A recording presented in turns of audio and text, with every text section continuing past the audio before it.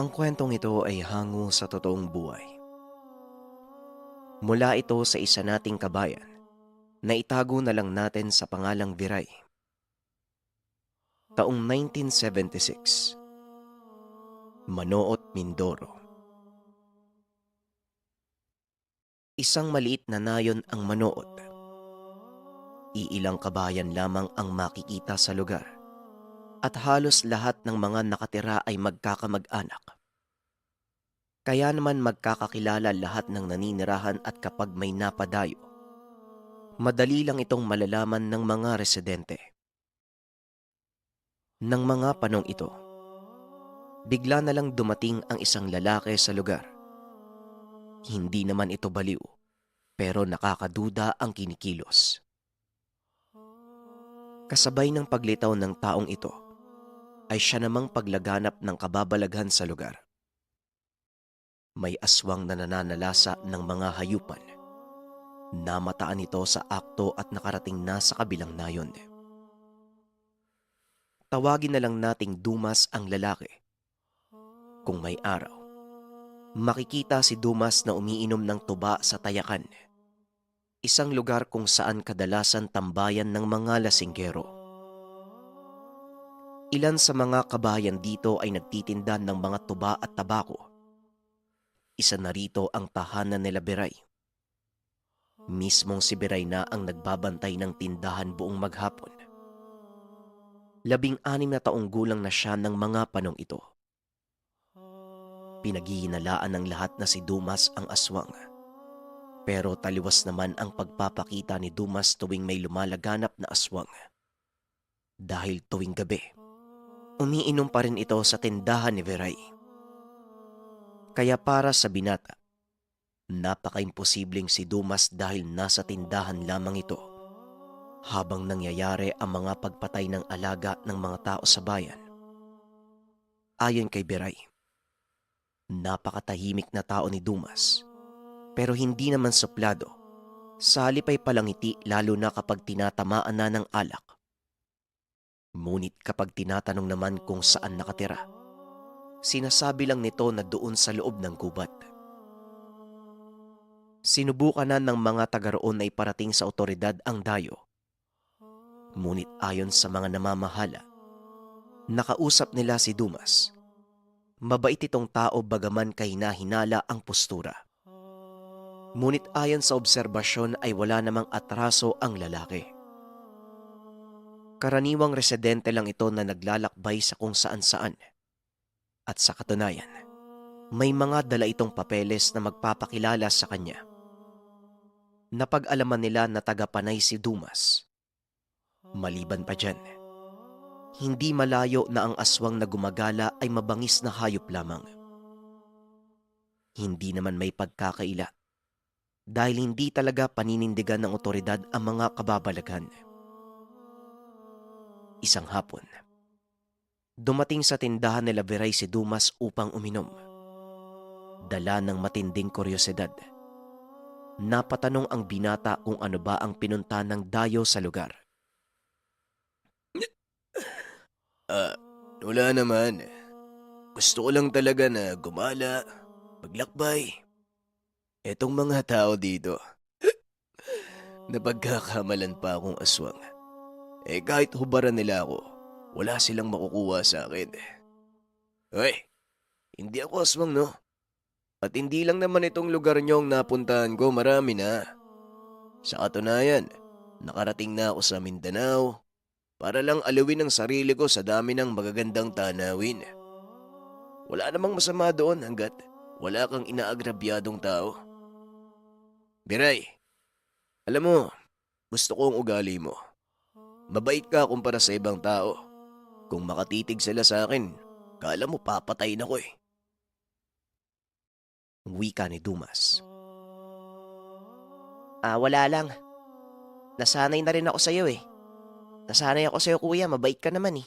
Hindi katulad nung una. Napagkamalan ka pa nga ng tatay ko na pugante at saka aswang. Marami kasing nakaburda sa bisig mo. Saka may mga palamuti dyan sa buhok mo. Yung nakatirintas. Yan bang nakalambitin? Ano ba yan? Saka yung kwintas nyo, ang weirdong tignan. Tugon ni Viray. Ito ba? Itong nasa dulo ng buko na nakalambitin. Palamuti lang to dong. At itong mga kwintas ko, koleksyon ko lang. Nakuha ko pa sa iba't ibang lugar. Ito namang mga nakaburda sa bisig. Hindi lang ito ang mga patik ko. Marami pa. Kung makikita mo akong nakaubad ng damit, magugulat ka. Mga katagalang. Teka, alam mo ba ang pangalan ng tao na nakatira dyan sa kanto? Nakita mo kanina, di ba? Tinititigan ako ng masama. Magbumamasamay na pero may kayabangan. At saka parang hinahamon ako. Balak pa nga yata akong gulpin eh. Ewan ko ba, umiinom lang naman ako dito. Ano ba tong nangyayari sa lugar nyo? Wika ni Dumas. Nang marinig naman ito ng binata, kagad niyang sinabi na pinsan iyon ng ama na si Kuming. Mayabang talaga at tanyag sa lugar bilang antingero. Ayon sa mga nakatira, marami na itong napatay na aswang na minsang gumagala sa lugar. Baka nagdududa din ito kay Dumas. Dagdag pa ng binata, marunong din sa panggagamot si Kuming at ito ang pinagkakakitaan niya sa buhay. Kapag nalalasing yun dito, kung sino-sino na lang yung hinahamon niya, minsan nga nagwawala pa eh. Tinatapon yung mga galon ng tuba na may laman. Wala namang sumusubok na lumapit, may hawak na itak eh. Nga pala, hindi ka ba natatakot sa gumagalang aswang? Tanong ni Viray. Hindi ako natatakot sa aswang. Mas nakakatakot pa nga yung mga taong nakatira dito. Baka ilang araw siguro, hindi muna ako magpakita, masyadong mainit yung mga mata ng tao eh. Malay mo, biglaan na lang akong tagain sa likuran. Ay nako, kung dayo ka nga naman. Ang hindi nyo alam, may lupay na mga magulang ko dito. Pero nasa bandang liblib lang. Baka nga magkakamag-anak lang din tayo pero malayo na. Nagtayo ako ng kubo doon sa lugar. Kung kailan pa naman may napili na akong lugar na titirahan, doon pa talaga ako magkakaproblema. Tugon ni Dumas. Ilang araw ang lumipas. Hindi nga nagpakita si Dumas. Hanggang sa may dumating na 4 na kalalakihan sa tindahan nila Viray. Mahahalata na iinom ang mga ito. Habang bitbit pa ang patay na manok. Mukhang galing sa sabungan at nanalo. Kabilang sa mga ito si Kuming. Angatang boses at makikita sa muka na nakainom na. Nagmungkahi pa ito na ihawi na lang ang mga dalang manok sa gilid ng tahanan ng binata. Bakit hindi mo nilalabas ang tuba, Viray? Nasaan ba ang tatay Lexus mo? Dumating na ba? Yayayain ko sana ng inuman. Nagkataong nanalo kami sa sabong. Wika ni Kuming. Kagad namang nilabas ng binata ang ilang galon ng tuba at baso. Habang ginagawa ito ni Viray, pinaliwanag niya na abala ang tatay sa pagsasaka. Kung hindi hapon babalik, baka gabi pa. Hanggang sa nagtanong ang asama ni Kuming, Napoleon ang pangalan nito. Hinahanap si Dumas. Oo nga pala. Nasaan yung Dumas na yon? Estranghero na may hindi magandang dala sa lugar. May tinatagong katangian. Napansin mo ba siya nung mga nakaraang araw, Dog? Hindi na namin nakikita. Wika ni Kuming. Wala po eh. Hindi ko nga din po napapansin. Baka abala lang. Tugon ni Viray. Pakisabi naman kapag bumalik dito, wag na siya magpapakita sa lugar. Baka kamo hindi na ako makatiis eh. Malilintikan siya sa akin. Narinig mo ba ako? Natatakot tuloy yung mga naninirahan dito dahil sa kanya. Wika ni Kuming.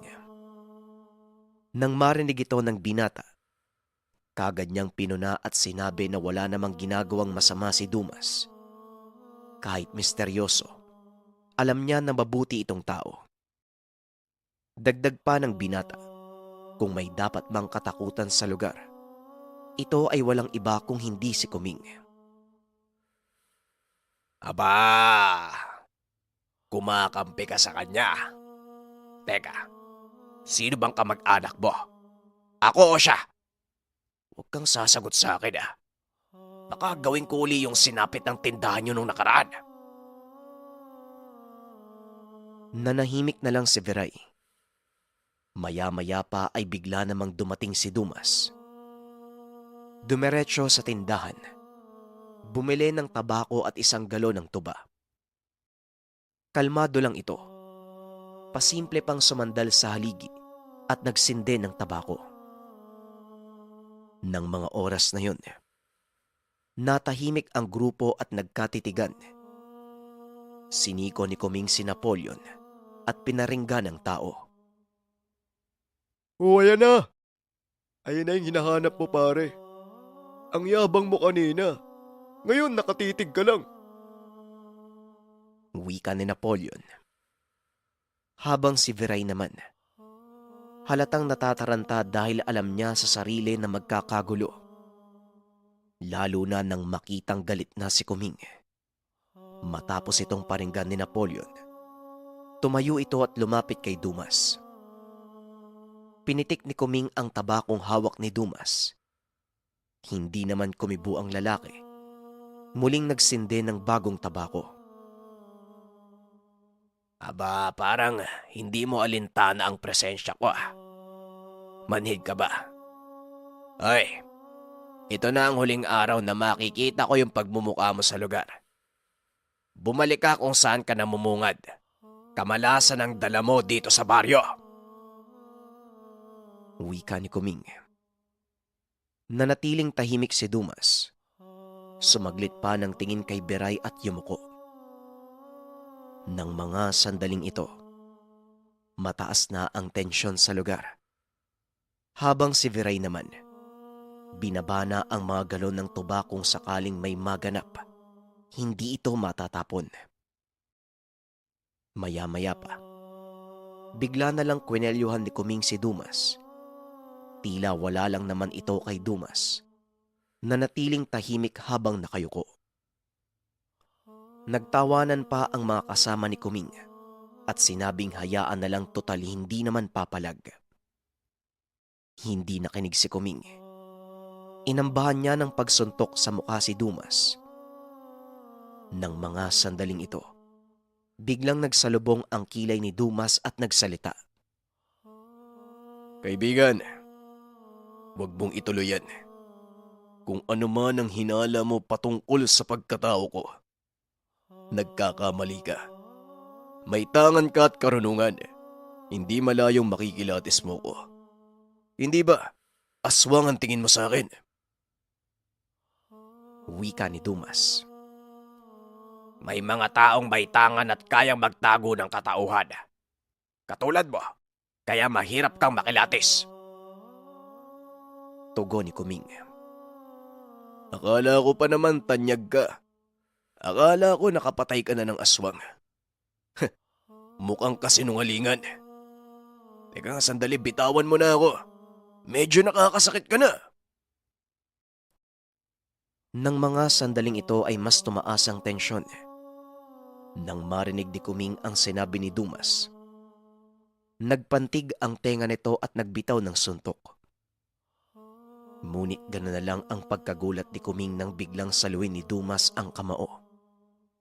Pinilipit, sabay hatak at sipa sa mukha ni Kuming. Napalod ito sa lupa at napadaing sa sakit. Matapos nun umupo sa bangko si Dumas at uminom ng tuba. Samantala, nagkatitigan naman ang mga kasama ni Kuming. Dalawa dito ang nagpaalam na uuwi na dahil baka madamay sa gulo. Ngunit nanatili si Napoleon at lumapit kay Kuming. Sabi ko naman sa'yo huwag kang kumpiyansa. May tangan yan pero hindi aswang. Talagang hinamon mo pa eh. Nagmukha ka tuloy nakakaya. Dapat sinabi mo na lang na susubukin mo yung gamit. Hindi yung dumidiretso ka. Akala mo hari ka eh. Ayun tuloy, nakatikim ka. Wika ni Napoleon. Nang marinig ito ni Kuming, tinulak niya ito at bumalikwas. Tumahimik ka dyan, Napoleon. Sige. Hindi nga siya aswang pero malakas ang tangan. Hoy, hinahamon kita. Wika ni Kuming. Hindi pa ba sapat sa'yo yung pinakita ko? Kung iisipin, normal lang yon para sa atin. Ayos na yon at hanggang doon na lang. Huwag na nating idaan sa karunungan. Hindi mo ko kilala, kaibigan. Baka magsisi ka. Wika ni Dumas. Sa hindi inaasahang pagkakataon, dumating ang tatay ni Viray. Dumating si Lexus. Nagtataka ito at nang makapasok sa tahanan, kagad nagtanong kung anong nangyayari. Pinaliwanag naman ni Viray na nag-aaway ang dalawa. Naloko na. Alam mo ba kung bakit ako napauwi ng maaga? Natuklasan ko kung ano at kung sino talaga si Dumas. Manunugis yan ng mga aswang. Batay sa sinabi ng kumpare ko, taga Palawan yan. Hinahabol yung mga aswang na nakatakas.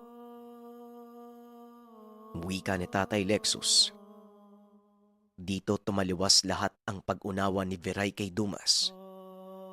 Yung nabanggit nitong lupain na minana sa magulang, lahat ay pawang kasinungalingan. Sa halip, iba ang pakay ni Dumas sa lugar. Maaring ang lumalaganap na aswang ay siya ding tinutugis ng lalaki. Samantala, nagubad na ng damit si Kuming.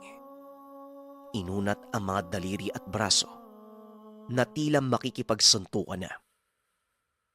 Angat sa kintab ang suot nitong medalyong trespiko habang bumubuka ang bibig sabay tapik sa balikat. Hanggang sa hindi na nakapagpigil si Dumas, pinatulan na nito si Kuming. Panay ang awat ni Napoleon, ngunit inamba nito ng pagsuntok ni Kuming. Walang makikialam. Medyo nakakainsulto yung ginawa mo, Dumas. Hindi kita kilala. Pero ako, kilala mo ba ako? Una pa lang kitang nakita. Alam kong meron ng kakaiba sa'yo. Maaaring nagkamali ako na isa kang aswang. Pero may karunungan ka. Hindi naman may pagkakaila dahil halata naman sa mga palamuti sa katawan mo. Nakakamangha ang lakas mo. Pero hindi pa ako nagkakarga. Gusto kong malaman kung sino ka talagang animal ka. Wika ni Kuming. Nang mga sandaling iyon ay umalis na lang si Napoleon. Hindi na nakisali dahil hindi nakikinig sa kanya si Kuming. Ikaw ang bahala. Mukhang gusto mo pang mapaya ng pangalawang beses. Ober, ano pang ginagawa mo? Simulan mo na. Inaantay lang kita. Wika ni Dumas. Makikita sa mukha ni Dumas ang pagiging kalmado. Samantalang si Kuming naman, sinipa si Dumas ngunit mabilis itong nakailag. Kumabig lang ng kaunti sa bangko. Dumiretso na si Kuming sa gilid ng tindahan. Sinindihan pa ni Dumas ang hawak na tabako. Mas lalong nabana si Kuming. Nagpakawala ito ng suntok habang nakatalikod si Dumas. Ngunit bigla na lang tumayo si Dumas kaya hindi tumama ang pagkasuntok. Dumiretso ng dapa sa lupa ang kalaban. Sumubsob ang muka. Nagkaroon ng mga galos ang pisngi, habang dumudugo naman ang ilong. Hindi pa ako lumalaban yan ha. Pero tignan mo yung mukha mo, ang dami ng sugat. Isipin mo na lang, paano kapag umatake pa ako? Wika ni Dumas. Hindi pa rin tumigil si Kuming. Mabilis na kinuha ang kahoy na nakatukod. Kaya naman bumagsak ang malaking tabong tabla at naipit ang kamay ni Beray. Sumigaw ang binata sa sobrang sakit at hindi magkamayaw sa kakaiyak. Dito na nagalit si Dumas. Mabilis na nilapitan si Kuming, sinakal at tinulak papunta sa dingding. Talagang gusto mong makilala kung sino ako ah. Ako ang kinakatakutan ng mga katulad mo doon sa lugar namin. Ako din ang pupuksa sa sumpang dumapo sa lugar na ito. Yung bigla ang paglaganap ng aswang. Ako lang ang may lakas para mapatay sila. May tangan ka, pero mas malakas kang magyabang. Bumalag ka, sige. Isang tapik ko lang sa balikat mo. Siguradong titirik yung mata mo. Hindi mo ba napapansin? Malayo ang agwat natin. Kanina pa dapat basag yung mukha mo eh. Sige, lumapit ka uli. Tutuluyan na kita. Wika ni Dumas. Nang mga sandaling ito ay hindi na nakapagsalita si Kuming. Nabahag, napayuko at halatang nahihiya. Samantala, dito na lumabas ng tahanan si Tatay Lexus. Pinagsabihan si Kuming at sinabing totoo ang sinasabi ni Dumas. Huwag ka nang lumaban pa, Kuming. Makakahanap ka talaga ng katapat mo. Ayan na, sa harapan mo na. Kanina ko pa gustong umawat pero hinayaan ko lang. Para din mapatunayan ko kung totoo ba yung sinabi ng kumpare ko. Kitang-kita naman at hindi may pagkakaila. Siya talaga ang manunugis ng aswag. Wika ni Tatay Lexus. Tahimik na umalis si Kuming. Samantala, bagaman may agam-agam si Tatay Lexus, pinili nitong kausapin si Dumas.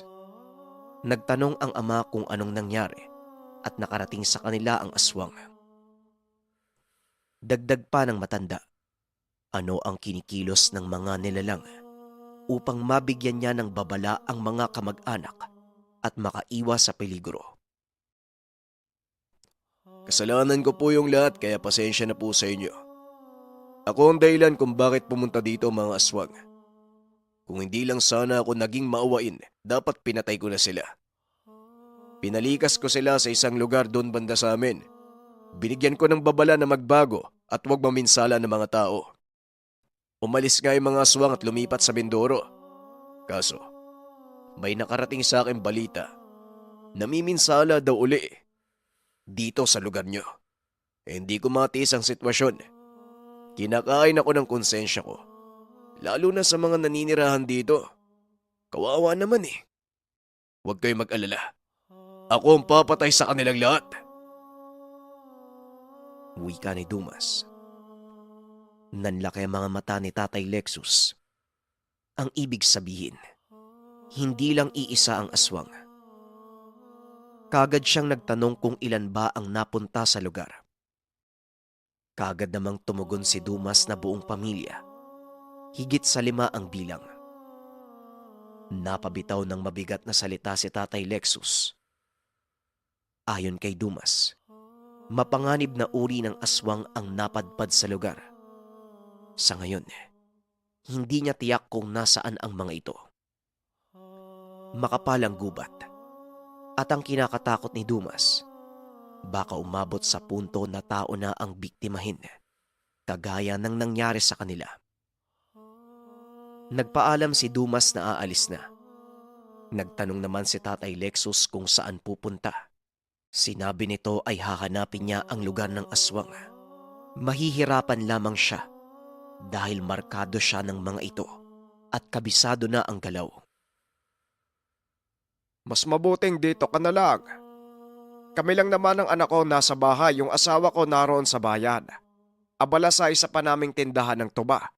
Minsan lang yan umuuwi. Wika ni Tatay Lexus. Tumanggi si Dumas. Bigla na lang nagsalita si Viray at sinabing bakit sa gubat namamalagi si Dumas, pwede namang doon sa tahanan nila. Isa pa, mas tiyak ang kaligtasan nila sa lugar dahil narito ang tagatugis ng aswang. Nang mga sandaling ito, tila nabati ang atensyon ni Dumas. Tumango na lang sabay ngiti at nagpasalamat. Yun na nga ang nangyari. Nanatili sa tahanan nila ang dayo.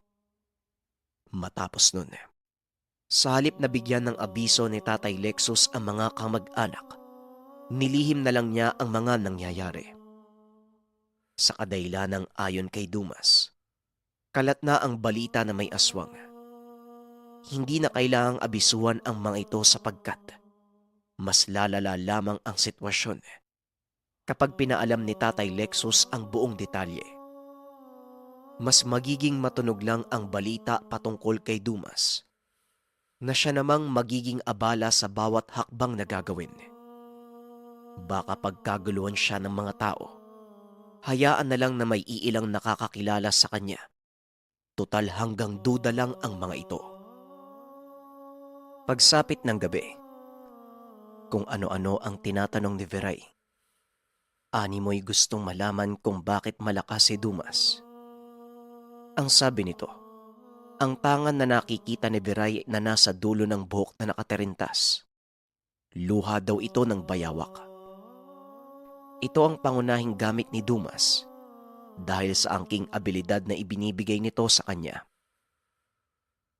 Maya-maya pa, bigla na lang bumisita sa bahay si Kuming. Nangingi ito ng pasensya kay Dumas, lalo na sa nagawa kanina. Napaghinalaan pang aswang, pero mali pala. Kung hindi daw itinago ni Dumas ang presensya, malamang malalaman kagad ni Kuming na hindi ito aswang. Sa halip, isang tao na may malakas na karunungan. May agam-agam kasi si Kuming dahil ang aswang ay marunong din na magtago sa katauhan.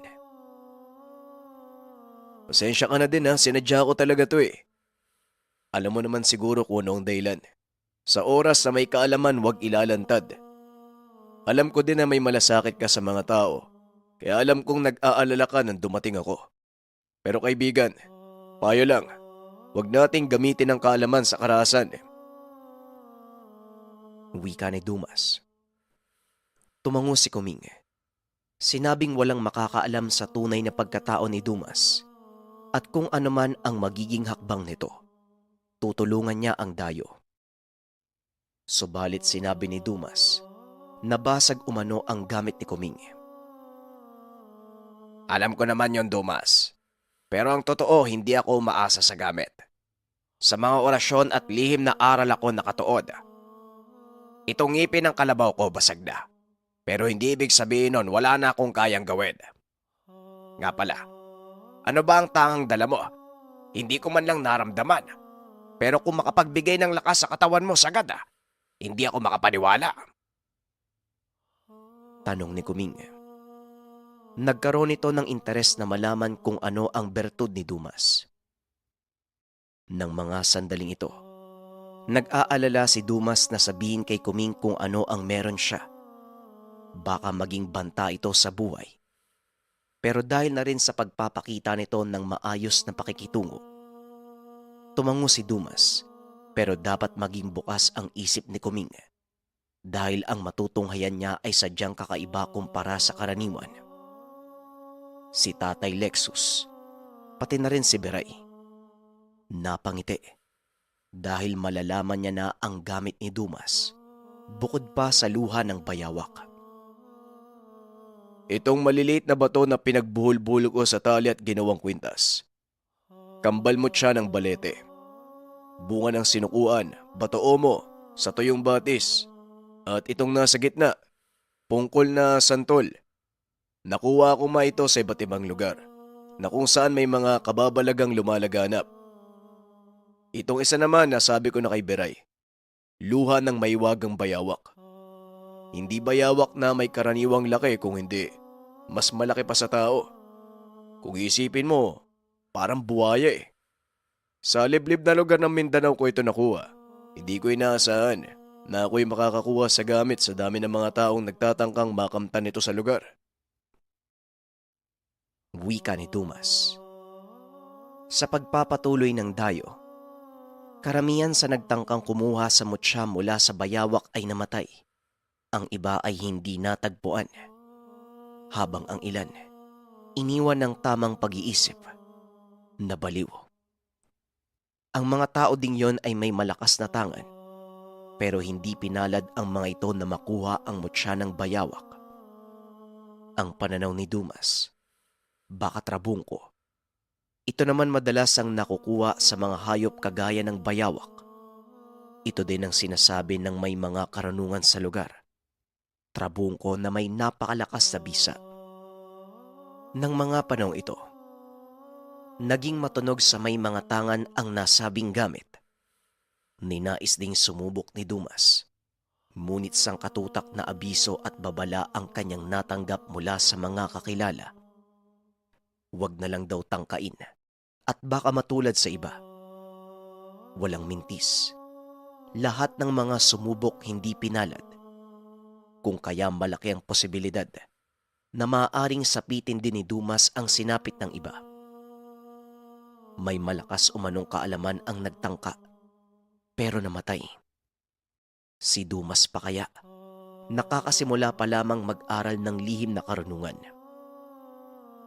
Pero dahil sa natural na tapang ni Dumas, giniit niyang susubok siya sa likod ng nakaumang na panganib. Yun na nga ang nangyari. Si Dumas lang mag-isa ang tumahak sa gubat. Hindi katulad ng iba na may mga kasama. Nag-alala ang mga tao noon. Inaasahan na nila kung hindi mababaliw o mamamatay si Dumas, hindi na ito makakabalik pa.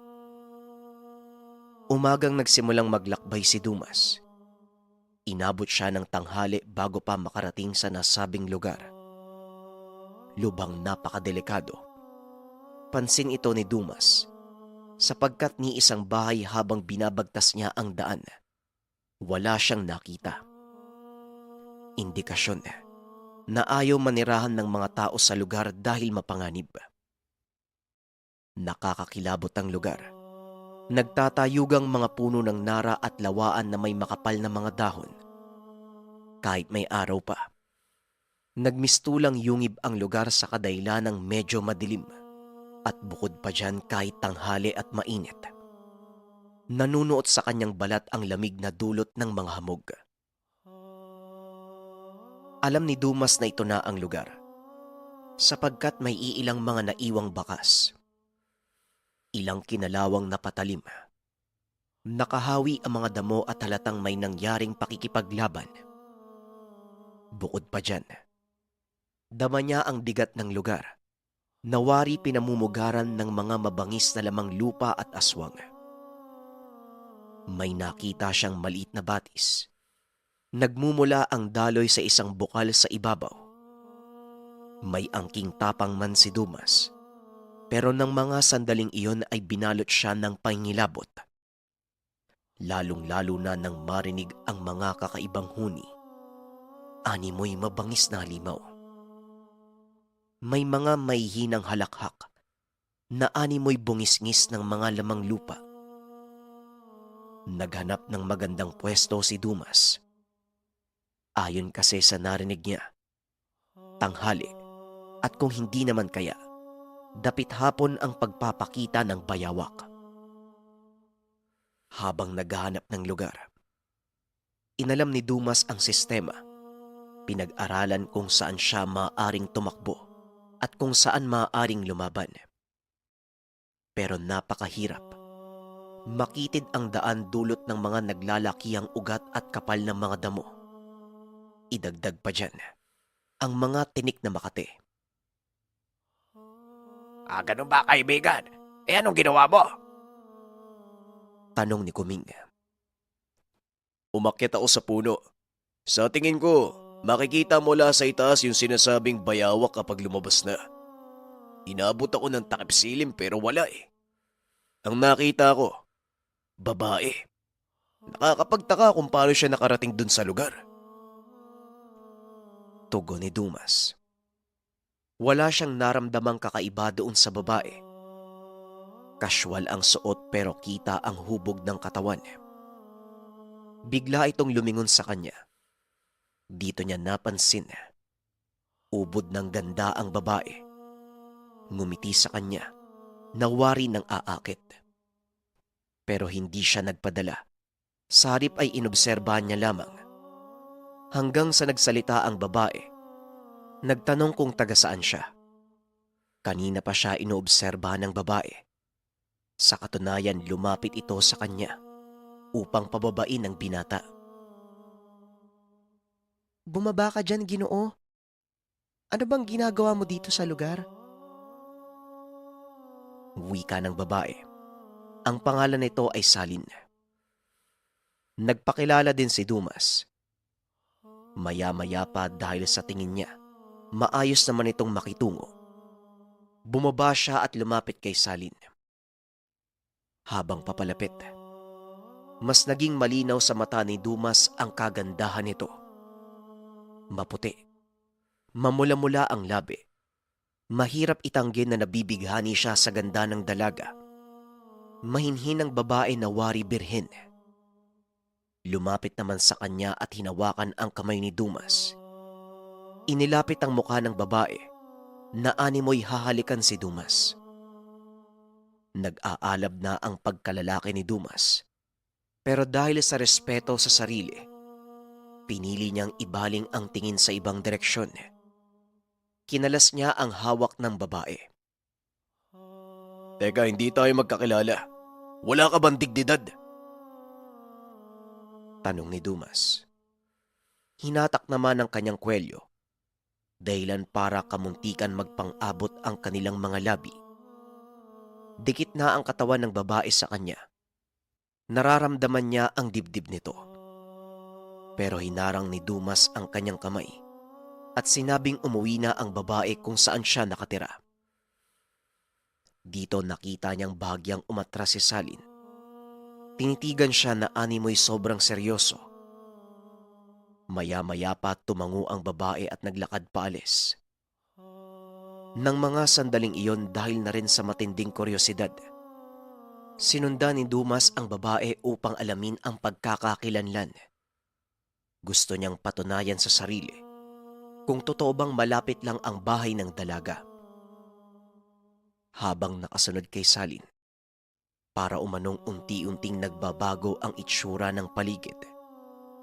Animoy para siyang lasing na umiikot ang buong lugar. Kung kaya naman napaupo na lang si Dumas. Hanggang sa pagtanaw niya sa unahan, may isang tahanan. Maliit na bahay pero maganda ang pagkakagawa. Nakita niya doon si Salin. Sumilip sa bintana. Ilang sandali lang ay sinara ito ng babae. Sa puntong ito, kumpirmado na dito nga nakatira ang babae. Pero malaki ang katanungan sa kanyang isipan. Kung nag-iisa lang ba ito o may kasama? Lumapit sa bahay si Dumas. Hanggang sa may nabangga siyang isang ubod ng tanda na lalaki. Payat. Gutay-gutay ang damit. Nangingi ng tulong kay Dumas. Ang sabi nito may mga tulisan na pumasok sa kanyang tahanan. Mabuti na lang nakatakas ang matanda dahil maaaring patayin siya ng mga bandido. Kagad namang nagtanong si Dumas kung saan ang bahay nito. Sinabi ng matanda na nasa bandang unahan. Tumango si Dumas.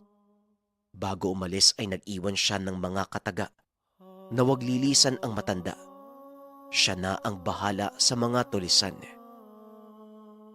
Habang binabagtas ang mabatong daanan, hinanap niya kung nasaan ang bahay nito pero wala naman. Nakarating siya sa ilog pero wala ni isang tirahan na nakita. Hanggang sa inabot na lang siya ng gabi. Kung kaya naman binalikan niya ang nasabing matanda. Nakabisado niya ang daanan ngunit nang makabalik.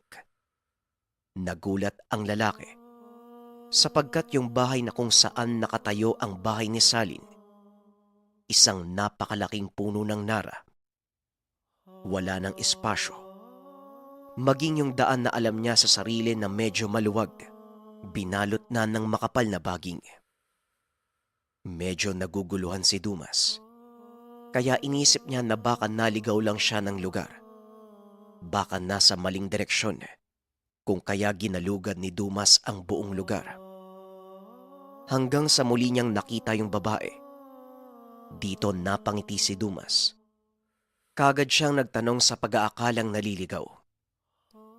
Pero hindi nagsalita yung babae. Sa halip ay tumalikod ito at naglakad.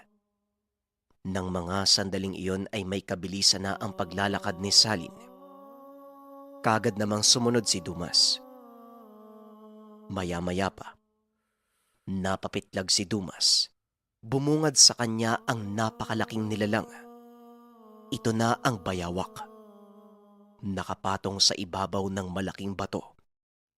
Nakadungaw ang ulo nito kay Dumas. Mabilis siyang umatras. Hinarang ang kamay at nag-amba ng bunot ng patalim. Sa oras sa sumunggab sa kanya ang nilalang, hindi ito magdadalawang isip na itarak ang patalim. Kaso nga lang, nanatili sa ibabaw ng malaking bato ang taong bayawak.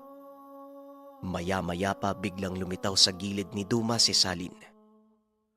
Nakangiti ito na animoy natutuwa. Sa puntong ito unti-unting nagbago ang itsura ng babae.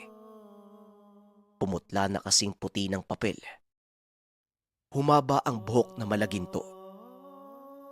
Hindi nakakibo si Dumas sapagkat habang nangyayari ito, dito niya palang naramdaman ang kakaibang presensya ng babae.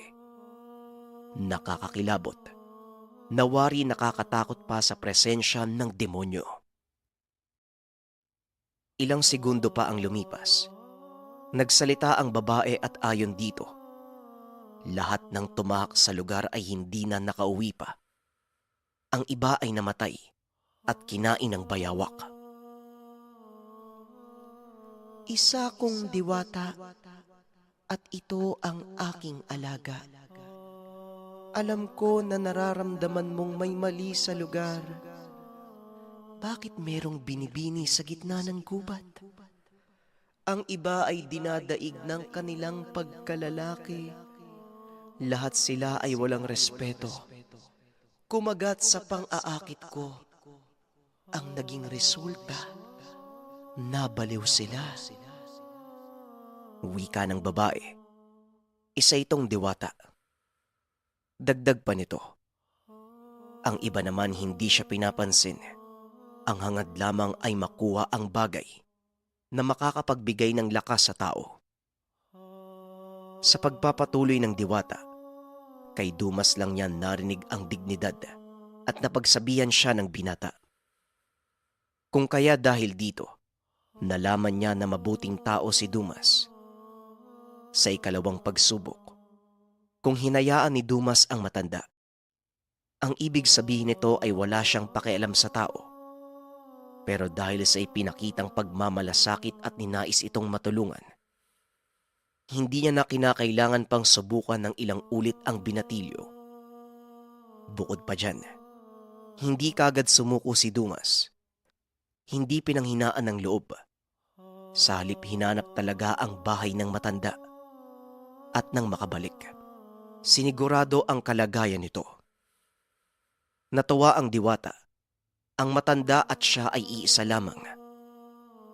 Matapos nun, naglakad si Salin patungo sa bayawak. Bigla na lang nagliwanag ang mga mata ng bayawak.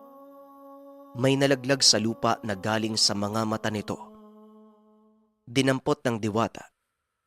Kasabay naman ng pagdampot ay siya namang paglaho ng malaking nilalang. Maaari ka nang umalis, lalaki. Huwag kang dadaan sa dinadaanan ng mga tao dahil mapanganib. Maraming magtatangka sa buhay mo. Maraming taong nakaabang sa'yo.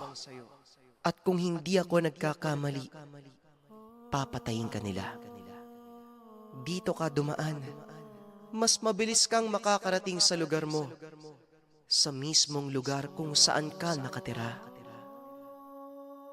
Wika ng diwata. Habang nagsasalita ito, kumikinang ang kanyang kamay. Mula ito doon sa nalaglag sa mata ng bayawak. Ramdam ng lalaki na ito na ang mutya. kung kaya gusto niya sanang kunin. Pero dahil na rin sa respeto sa diwata, hindi na siya humiling pa na ibigay ito sa kanya. Kaya naman tumangulang si Dumas. Umuwi na siya. Nagpasalamat sa pagbibigay ng tamang direksyon. Sandali lang. Bumalik ka nga dito. Hindi kita maintindihan, tao. Pumunta ka dito para makuha ang lakas ng mutya. Bakit parang napakaiba mo? Nagpakahirap ka sa pagpunta. Isinugal ang buhay. Pero aalis ka lang. Wika ng diwata. Hindi bali na lang siguro, ayos na ako. Sapat na yung ligtas ako. Alam ko namang mahalaga sa'yo yung gamit na yan eh. Akala ko trabong ko. Luha pala. Sadyang nakakamangha. Salamat Salin ha. Salin pala ang pangalan mo. Salamat ha. Alis na ako. Wika ni Dumas. Hindi ka na kailangang baliwin. Sadyang likas na sayo ang pagiging baliw. Bueno, lumapit ka dito. Ipinagkakatiwala ko sa iyo ang luha ng maiwagang bayawak. Gusto ko ang pagkatao mo. Gusto ko ang pagkalalaki mo. Wika ng diwata. Abot langit ang tawa ni Dumas. Hindi niya inaasahan na napakaraming pagsubok pala ang daraanan. At ang ugali niya ang naging dahilan upang malagpasan ang lahat ng pagsubok. Ang luha ng bayawak, puti ang kulay, kumikinang at malamig sa kamay. Hindi perpektong bilog, may nakausli ng kaunti na patulis. Muli siyang nagpasalamat kay Salin, pero hindi ito nagsasalita. Nakatitig lang sa kanya na animoy may ibang ibig sabihin. Hoy, huwag mo sabihin na pagsubok na naman to ha. Patayin mo na lang kaya ako. Parang ito naman yata yung gusto mong gawin eh. Kunwari ka pa. Kanina ang dami pong sinasabi kesyo nakapasa na ako tapos meron na naman. Sabihin mo lang kung gusto mo akong patayin ha. Yun naman yung inaasahan ko dito eh. Maraming nakakapagsabi, wala daw nakakaligtas. Wika ni Dumas. Nang mga sandaling ito ay muling tumawa si Salin. Nahuhumaling lang ako sa iyo, binata. Asahan mong palagi mo kong kasama. Hinding-hindi kita iiwan. Huling wika ni Salin at bigla itong naglaho. Napabitaw ng mabigat na salita si Dumas sapagkat hindi pagsubok ang pangaakit. Talagang may gusto sa kanya ang diwata. Alam niya sa sarili na kayang gawin ng isang nilalang katulad ng diwata ang mga bagay, lalo na kung galing sa bibig nito. Kaya hindi may pagkakaila. Bagaman naglaho si Salin, kasama niya na ito sa araw-araw. Maya-maya lang ay umuwi na si Dimas. Binagtas niya ang daan kung saan ang itinuro ni Salin. Mga 1 oras ang paglalakad na ginawa niya. Nagulantang ang lalaki nang bumungad sa kanya ang lugar. Tapat ito ng kanyang tahanan. Halos sumabog ang ulo ni Dumas sa pagkagulat. Nanggaling siya sa gubat ng Mindanao. Ngayon ay nasa Panay na siya. Kahit madilim ng mga sandaling iyon, alam niya sa sarili na ito talaga ang lugar. Nakita pa niya ang mga kapitbahay na naglalakad sa kalsada, pasuray-suray dahil sa pagkalasing. Halos mabaliw siya sa pag-iisip kung totoo ba ang naganap. Ang dahilan kung bakit siya ipinadaan sa ibang lugar ni Salin. Kapag bumalik siya sa sentro ng baryo, siguradong maraming magkakainteres sa kanya na may lihim na karunungan. Kukunin ang gamit sa kanya. At dahil bago sa kanya ang tangan, wala pa itong matutulong sa kanya sa mga oras na yun. Siguro kaya ako dito pinadaan. Tama nga naman siya.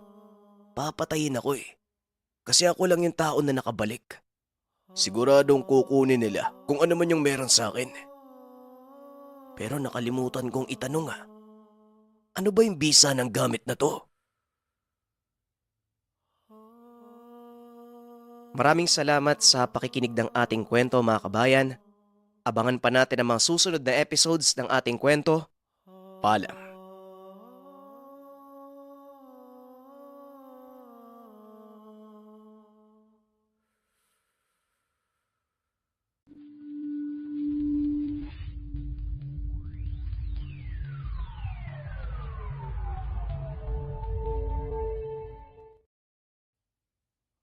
Ang kwentong ito ay hango sa totoong buhay.